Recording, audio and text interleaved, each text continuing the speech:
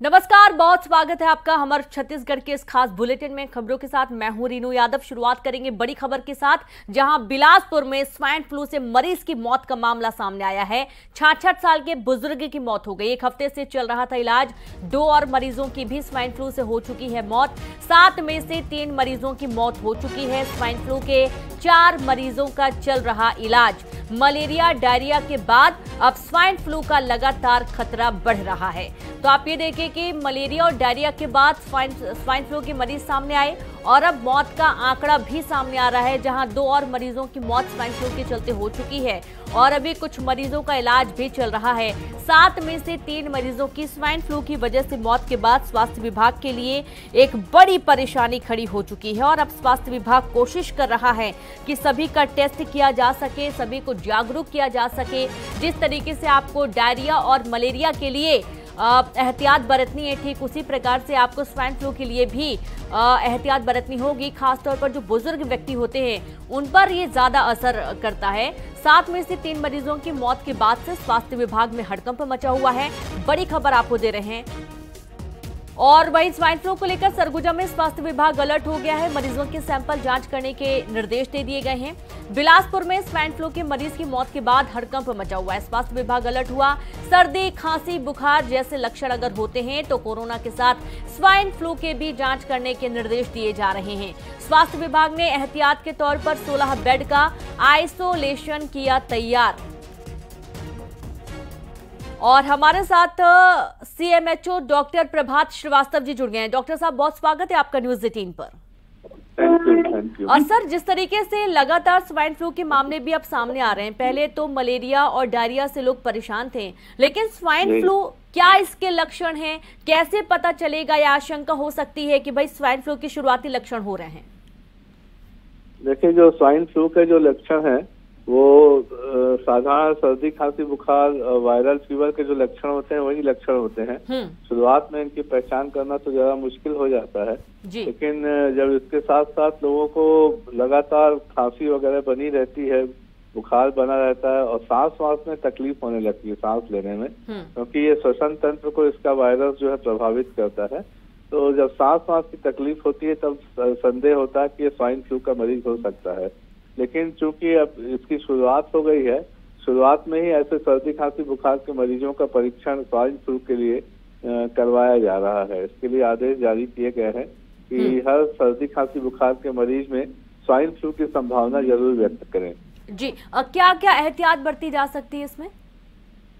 जो कोविड का प्रोटोकॉल जो जारी हुआ था उस समय कि लोगों को, जो मेडिकल स्टाफ है, पैरामेडिकल स्टाफ है, इनको हमेशा मास्क लगाकर ही उपयोग करना है अपना परीक्षण वगैरह करते समय, है ना।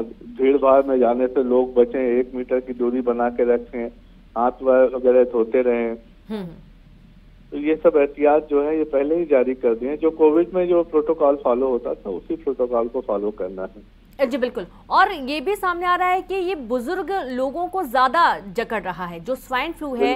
बुजुर्ग लोगों में ज्यादा पुष्टि हो रही है स्वाइन फ्लू की। जी हाँ, इसका कारण ये है कि जो बुजुर्ग लोग हो जाते हैं उनमें कुछ ना कुछ दूसरी बीमारियां, जैसे डायबिटीज है, ब्लड प्रेशर है, ये सब बीमारियां भी, थायराइड वगैरह के, कैंसर है। तो इसके कारण उनकी शरीर की इम्यूनिटी वैसे ही पहले ही से कम रहती है और इम्यूनिटी कम होने की वजह से ही ये जो स्वाइन फ्लू का वायरस है बड़ी तेजी से उनके श्वसन तंत्र को और लंग्स को प्रभावित करने लगता है। इस वजह से बुजुर्गों में इसका इंसिडेंस जल्दी होता है और उनमें जो है गंभीरता भी जो है बीमारी की वो ज्यादा देखने में आती है। जी, क्या बच्चों में भी इसका असर देखा जा सकता है? जी हाँ, बच्चों में भी हो सकता है, बच्चों में भी बीमारी हो सकती है। ठीक है सर, बहुत शुक्रिया आपका तमाम जानकारी साझा करने के लिए, दर्शकों तक की महत्वपूर्ण जानकारी पहुंचाने के लिए बहुत शुक्रिया आपका।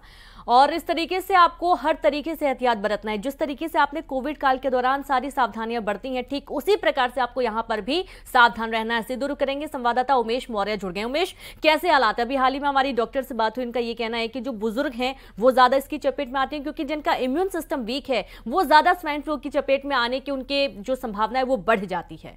कैसे हालात है जमीन पर?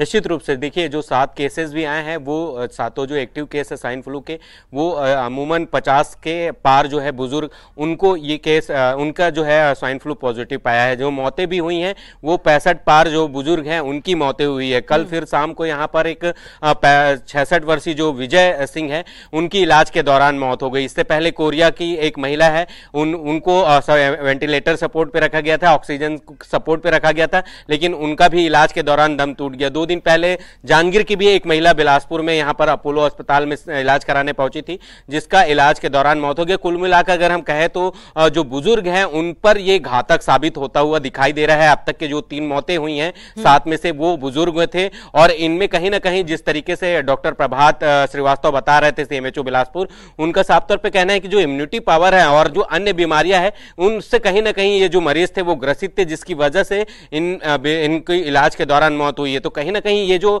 स्वाइन फ्लू है ये भयावह रूप लेते जा रहा है। मलेरिया डायरिया का भी प्रकोप चल ही रहा है। इस बीच स्वाइन फ्लू का जो खतरा है वो एक बड़ी चुनौती जो है स्वास्थ्य विभाग के लिए बनी हुई है। फिलहाल स्वास्थ्य विभाग अपनी ओर से तमाम जो अलर्ट है वो जारी कर दिया है। इसके साथ ही जो कोरोना गाइडलाइन के नियमों को पालन करने के भी निर्देश उन्होंने दिया है, चूंकि सर्दी खांसी और ये जो है शुरुआती लक्षण होते हैं। चूंकि कोरोना और स्वाइन फ्लू और जो मौसमी बीमारी है उनके समान लक्षण दिखते हैं, एक ही जैसे लक्षण होते हैं, तो बहुत जल्द इस बीमारी को खोज पाना मुश्किल होता है। लिहाजा अलग अलग टेस्ट किया जाता है, जिसके बाद जब तक के टेस्ट रिपोर्ट आता है तब तक के वो जो बीमार व्यक्ति है वो और इससे ज्यादा ग्रसित हो जाता है और कहीं ना कहीं उसकी इलाज के दौरान मौत हो जाती है।